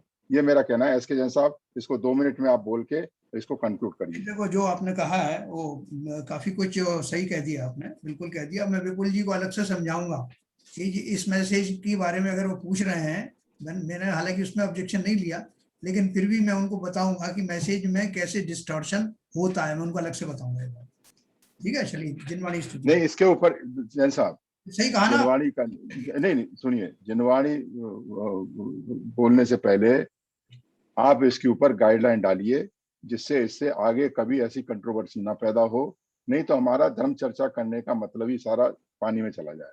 प्लीज वो गाइडलाइन तो जो अपन ने 2-3 बार यही तो लिखा है, वो गाइडलाइन नहीं, अभी फिर से डाल दीजिए, सबसे अनुरोध कर दीजिए। इसके अलावा इसमें कोई किसी की चाहे कहीं से भी कविता कोई रचना आती है, कोई नहीं डालेगा। जैन साहब जैसा कहेंगे वैसे करेंगे हम तो। वैसे तो आरपी जैन साहब ने इस ग्रुप का निर्माण किया है, उनका भी तो सुन लो, वो भी कुछ कहना चाहते हैं। हाँ, आरपी जैन साहब बोलिए। चले गए वो छोड़ के, मैदान छोड़ के चले गए। नहीं, उनका टाइम हो गया, उनको जाना होता है। आप कल आरपी जैन साहब से बात कर लीजिए सर। सर आप सब लोग बात कर लिए। और जरूरी रिक्वेस्ट करूंगा, किसी भी मेंबर से कोई ऐसे आरोप लगाना और इस प्रकार की बातें करना मुझे दुखद होता है कि आपने क्रोध में लिख दिया कि आपने अरे थोड़ा बाबूजी आप इसके ऊपर चर्चा प्लीज बहुत तकलीफ होती है, बहुत तकलीफ होती है हमको। हम जो है डिसिप्लिन चाहते हैं, हम चाहते हैं कि शुद्ध बना रहे, हम चाहते हैं, जैन साहब भी चाहते हैं, मैं भी चाहता हूँ, आप भी चाहते हैं, शुद्धता बनी रहे। और उसके बाद में अगर कुछ बात उठाई जाती है तो अनर्गल आरोप लगा करके ये बात गलत, ठीक है, अच्छा नहीं लगता। आरोप नहीं है क्या, अपन चलो बस बात करेंगे कल, भी ओपन गाइडलाइन की बात करेंगे। सब लोग उसको क्षमता से समझो इस बात को, उसको। हाँ, सही बात। अपन ने देखो राग द्वेष से रहित होने की बात करी ना, तो उसके भाव को समझो। अपन सब कुमति ज्ञान वाले इसलिए तो कहलाते हैं। मैं तो वही तो कह रहा हूँ, ये बात साहब, मैं जब से यही कह रहा हूँ कि हमारे कुमत ज्ञान है। सुनिए, मैं जब यही तो कह रहा हूँ कि अगर इस तरह से हम बात करेंगे तो हमारे स्वाध्याय करने का कोई मतलब नहीं है। थोड़ा तो अपना मतलब विचार करो इस बात के ऊपर, हम क्या बोल रहे हैं, किस तरह से बोल रहे हैं। इसको बायस होके किसी चीज को एनालाइज करना ठीक नहीं है। किसी ने नहीं कहा कि वो मैसेज क्या है आज तक आ रहे हैं कोई गलत है। जो गलत मैसेज आए हैं उस पर लिखा है। इवन अपना जो जेंट्स ग्रुप है उसमें कोई कबाब का लिखता है, कोई किसी का लिखता है, कोई धर्म का लिखता है। उसमें बाबूजी ने भी प्रतिक्रिया की, हमने भी की है, एडमिन ने भी उनको डांटा है, उनने माफी मांगी है। वो भी बात है वहां पे, वहां एक एक्सट्रीम है। हम इस ग्रुप को उतना ही संजीदा बना के रखें जो हमारी धर्म चर्चा में होती है। एस के जैन साहब कल आरपी जैन साहब से बात करके इसकी एक गाइडलाइन आप कर दीजिए, इसमें कोई कंसल्टेशन की जरूरत नहीं है। शिव जैन साहब, हाँ शिव जैन साहब, मैंने जो लिखा है, जिसने भी यह मैसेज भेजा है उनसे निवेदन सर, इसके बारे में अभी कोई बात नहीं करेंगे। प्लीज अनिवार्य उपस्थित रहें। जैन आगम में पाप पुण्य क्या है समझ लें। यह जैन ग्रंथों पर चर्चा का ग्रुप है, कृपया इसका उद्देश्य समझें। चलो अभी इसके बारे में कोई चर्चा नहीं करेंगे, प्लीज। बाद में बात कर लूंगा, उनको मैं समझा दूंगा विपुल जी को। अभी इस बात को समाप्त करते हैं यहाँ पर। तो सही डायरेक्शन में लेना है अपन को सब बातें, नहीं तो अपना क्या पर्पस हुआ है स्वाध्याय करने का। वही तो मैं कह रहा हूँ जब से, और समझ में नहीं आ रही लोगों। चलिए अपन जिनवाणी स्तुति करेंगे, इसको कल देखेंगे, अपन एड्रेस करेंगे। मिथ्यात्म नाश वे को ज्ञान के प्रकाश वे को आपा परभास वे को बानो सी बखानी है। छो द्रव्य जानवे को बंध विधि भानवे को स्वपर पिछानवे को परम प्रमाणी है अनुभव बताए वे को जीव के जताए वे को काहू ना सताए वे को भव्य उरियानी है जहाँ तहाँ तारवे को पार के उतारवे को सुख विस्तार वे को यही जिनवाणी है। हे जिनवाणी भारती तो जपो दिन रैन जो तेरी शरणा गए सो पावे सुख चैन या वाणी के ज्ञान ते सूझे लोकालो सो वाणी मस्तक धरू सदा दे तू लो। जिनवाणी माता की जय। भगवान का